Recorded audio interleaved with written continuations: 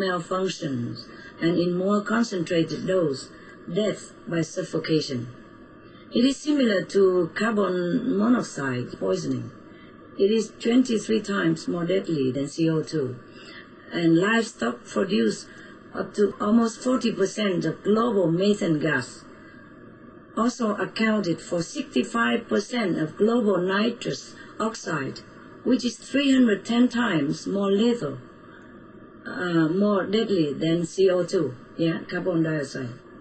And they remain many long years in the atmosphere, and methane gas causes global warming to accelerate, and in turn, the warmed up ocean and permafrost will also release more and more methane gas, and also even hydrogen sulfide, which is credited with wiping out the 90% plus living creatures in our Earth history in the past.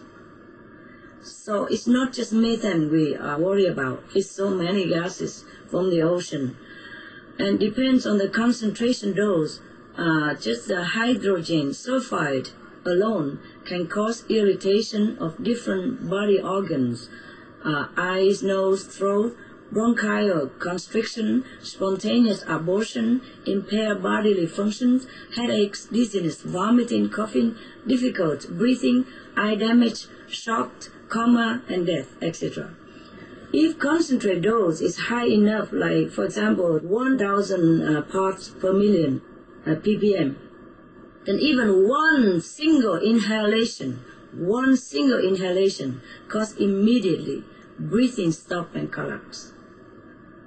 So there was some reports about animal farms in Minnesota which produce also hydrogen sulfide that causes people in the vicinity to vomit so much that they had to flee their own homes.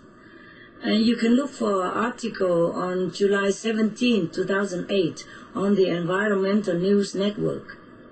And another incident on North Carolina in which residents from 26 counties are forced to stay indoor as the air quality was so poor and filled with pollutant, including highly toxic gas hydrogen sulfide from animals. So this article you can find also on the News and Observer, dated June 19, 2008. These are the recent events, and probably much more before. I'm sure these are not the single incidents concerning hydrogen sulfide produced by livestock. So other articles by the Telegraph on December 9, 2007 on the Earth Times also reported cases of deaths in other countries due to methane and hydrogen sulfide gases.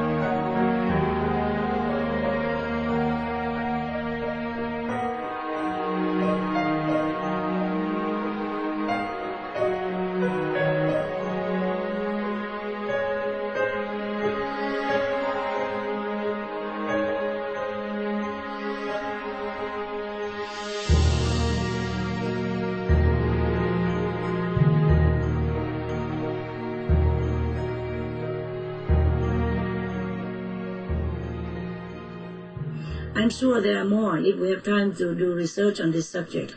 I'm sure you have more instruments to do this. The United Nations has recently offered a website concerning these matters. Maybe you could find more info there. I'm sure we can, yes. But that's scary enough already, I think. Okay, thank you, Supreme Master. You're welcome, love. We have another question here from fellow Canadian, Florence Etienne. Welcome. Bonjour, Maître. I'm Florence Etienne. I'm a linguist, and I'm so pleased to be here. And I want to thank you so much for teaching us the one main language, the language of love. Yes. My question is for you. What percentage of the American people would be necessary to make a major change in climate change and in world hunger?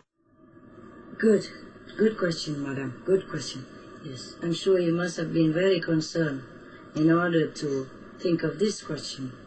In all my calculation and insight and humble opinion, in the USA, if we want to make a truly real contribution to halt global warming, then 70% of the population of America should be vegetarian.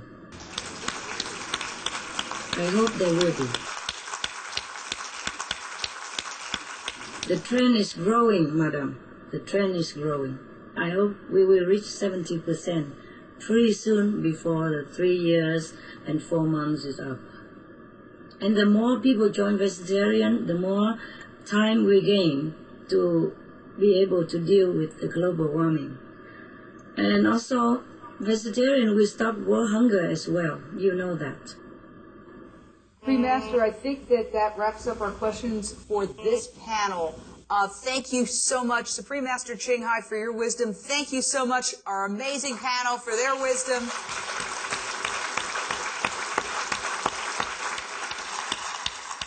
We have another extraordinary panel for you on spirituality, why all life is sacred.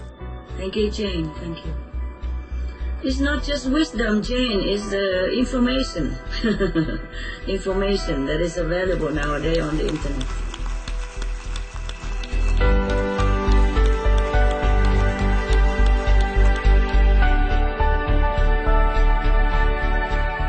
Now, I have appealed to all of the vegetarian and vegans people to come out and try to help as much as they can, because you are the heroes of the planet. There is no time anymore to hide or to worry about what people think about us anymore. We are good. We are good. We are noble. We have to spread the news for everybody to join the vegetarian circle in order to save the planet.